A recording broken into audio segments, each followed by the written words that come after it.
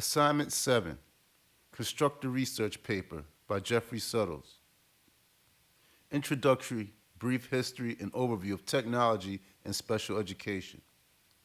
This research paper is based on how technology can enhance special education. Through the years, special education has become a great way to target the needs of our students. The fact that an individualized education program, IEP, can break down each special education student's strengths and weaknesses and provide ways to enhance the academic environment of these students is amazing.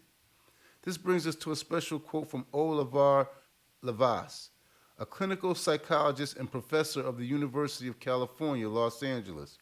If they can't learn the way we teach, then we teach the way they learn. With this type of approach and concept, I believe that technology should play a prominent role in educating students with disabilities. The work of French physician Jean-Marc Gaspard Attard showed us what it takes to work with students who have disabilities. Dr. Attard, known for creating one of the first special education programs for a child named Victor, the wild boy of Everon. In this program, he concentrated on language and empathy, which in his view were major components of functioning citizens in our communities. Although Dr. Attard's work wasn't totally successful, he began to open the door for other studies on ways to connect with individuals who have disability. This work is a little more severe than the work I plan to present in this project, but it acts as a great segue to begin the conversation about the importance of special education in our academic communities. When we begin the conversation about technology, names like Thomas Edison, Steve Jobs, Bill Gates, and even Galileo come to mind. Have you ever imagined what it would be like to live in a world without technology?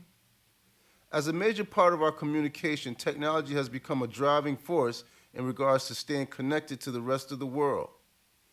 Andrew Brown, CEO of Czech Technology, stated, "The internet is so big, so powerful, and pointless that for some people it's a complete substitute for life." With this type of influence and visibility, it becomes hard to imagine an academic community that does not embrace technology as a phenomenal way to engage both students and faculty alike.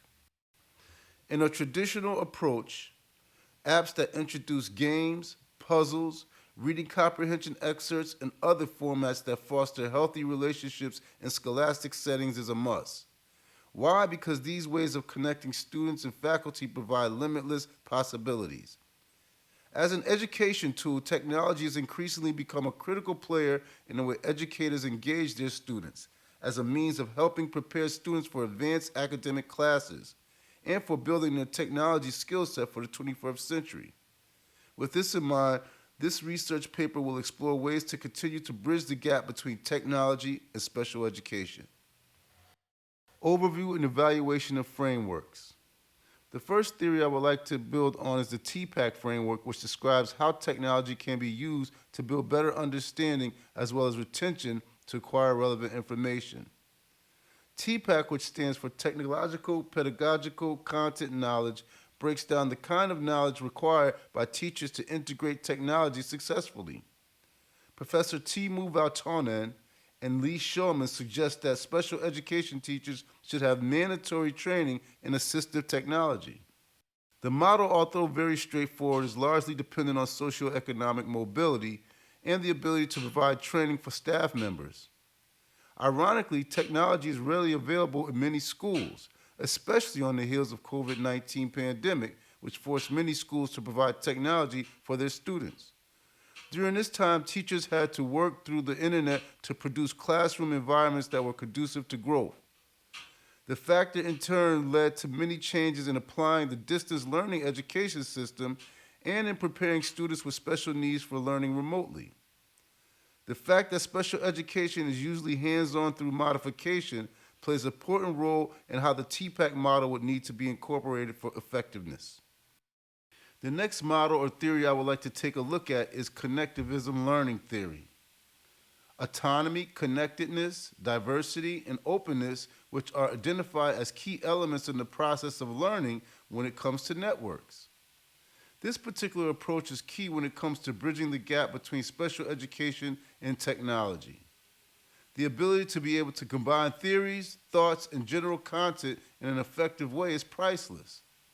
For example, providing a student with a worksheet about music theory, a laptop with a music app, and pre-teaching music terms through vocabulary words would allow a student to explore theory in new ways to connect prior information with new discoveries. The three elements used in this study are teaching presence, cognitive presence, and social presence. The connection between this statement and the example I provided previously give us insight or a blueprint on how to apply this formula anywhere from teaching multiplication and division to learning how our judicial system is set up. In short, this model gives a gateway to whatever information you choose to expand on or share with the special education students through integration of technology. Advocacy and defense. The frameworks that I chose are called Teaching Acceptance Model and Diffusion of Innovations Theory. The Teaching Acceptance Model, TAM, is a theoretical framework that is based around e-learning and the ability to accept and adapt new technologies. The act of accepting technology is the first step in connecting special education and digital scholarship. This concept builds around factors such as self-efficacy, subjective norm, perceived playfulness, anxiety, perceived enjoyment, social influence, facilitating conditions, and system quality. Thus, technology acceptance and adoption theories and models are often used to inform research in the context of education. I also integrated the diffusions of innovations theory, which was created by E.M. Rogers in 1962. This theory refers to social science which explains how products gain momentum and spread throughout certain populations, such as education. This theory was established through 5 categories: innovators, early adapters, early majority, late majority, and laggards. The ability for an idea or product to be introduced and adapted in an academic community or setting seems to work well with the teaching acceptance model. Adoption means that a person does something differently than what they had previously. These two theories, teaching acceptance model and diffusion and innovations theory, provide enough flexibility to present a formula and the ability to be able to allow that formula to grow with the target market, which in this case is special education. The fact that technology is becoming and has become one of the biggest driving forces in education is undeniable. The ability to give educators who have been effective in previous years the ability to adjust and adapt will more than likely take time and training. Once again, getting teachers to buy into the approach proves to be the question that must be explored in this study. Ironically, technology appears in 6 out of 10 targets in the 4th Sustainable Development Goal on education. Cultivating synthesis of literature using the framework selected. Claim: special education teachers need to be trained to incorporate technology as a major learning tool to reach students with disabilities. Evidence: those skilled educators are the key to unlocking the potential of technology in the classroom. 50% of schools say the steep learning curve for teachers regarding the use of technology is moderate or a large challenge. And half the teachers say a lack of training is a huge obstacle. Warrant: teachers continue to report a lack of adequate equipment, training opportunities, technical support or advice, and support regarding ways to integrate telecommunications into the curriculum as a barrier. I begin by taking a look at factors impacting special education teachers, accepting and actual use of technology by North Siam. Recent pedagogies in special education highlight the value of technology integration into special education classes in order to support teaching and learning. This article supports the claim in regards to the importance of technology in education. This article poses 2 essential questions. What are special education teachers' attitudes toward the use of technology? How do external factors, namely job relevance, time, self-efficacy, and access to technology, impact special education teachers' perceived usefulness, ease of use, and actual use of technology? Both of these questions require some research and data to really get to the nitty-gritty of why technology is not being used from a maximum perspective in our school system. Although these questions are broad, they provide enough insight to determine a general understanding of the situation and the relevance of the study. The next text that I took a look at was The Impact of Technology on Special Needs Students by Daniel Neal Taylor. Special needs students are particularly at risk with online learning environments due to the increased complexity of technology tools application, limited teacher communication, and technology in special needs classrooms' 13 potential lack accessibility to technology. This study unpacks some of the obstacles that come along with integrating technology into these classrooms through interviews, data, and history. This dissertation also warns us about how distant learning may not benefit special needs students. Therefore, we need not use technology as a means to study from home, but as a means to interact on an intimate level with students with disabilities. Next, I took a look at detailed review of Rogers, the fusion of innovations theory and educational technology-related studies based on Rogers' theory by Israel Sahan. Sahan stated, an innovation is an idea, practice, or project that is perceived as new by an individual or other unit of adoption. This statement is important because as we begin to think about educators who have been in the field of education for over 20 years, we see how this theory may relate to the struggle they may have as they transition new technologies into their academic format. In fact, one of the most distinctive problems in the diffusion of innovation is that the participants are usually quite heterophilous. This rings a bell with me because there's usually a distance between a special education student and a special education teacher. Ironically, as you continue to work together, that distance shortens. Another dissertation I encountered on this study was called Use of a Game-Based App as a Learning Tool for Students with Mathematics Learning Disabilities to Increase Fraction Knowledge Skill by Oman Simsik. This study was based in math but can serve as a reference to what should be done to introduce this kind of study in ELA, science, and social studies as well.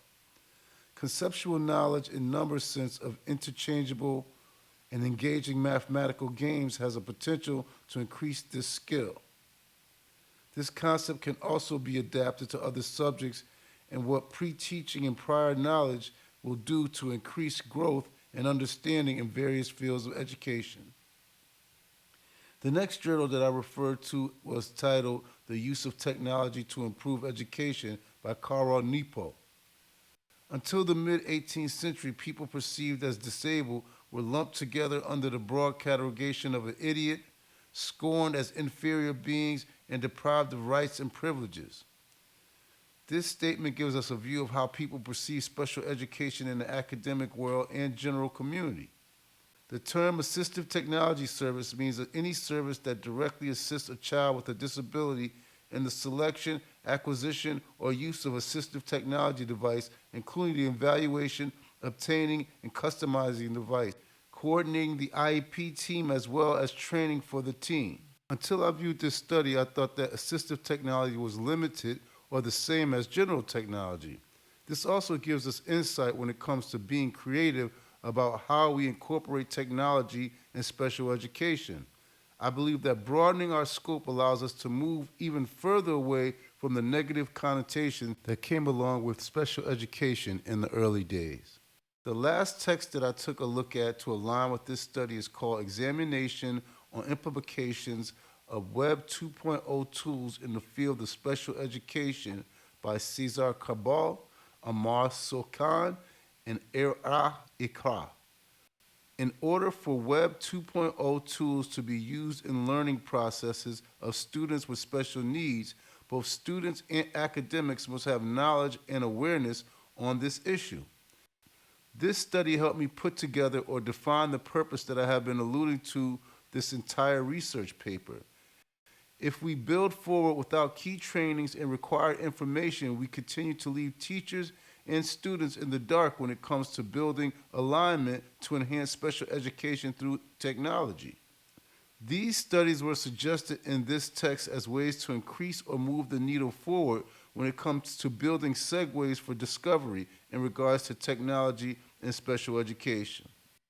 Special education trainers and prospective teachers should be provided with in-service courses on Web 2.0 tools. Academics whose field is educational technology and special education should publish scientific publications about the use of Web 2.0 technologies in special education. Educational technologies experts and software developers should develop and update Web 2.0 tools that take into account the needs of students with special needs. This research paper was a crash course in how to effectively assist my ideas and experience with scholarly content to support why I feel that special education and technology are important to the future of our students with disabilities. Although this information is always in development, I am optimistic about being on the right track as we do our best to provide progressive ways of presenting traditional information to our students. Hopefully, this is just the tip of the iceberg as we continue to unpack ways to ignite, motivate, and prepare our next generation of academic special education scholars.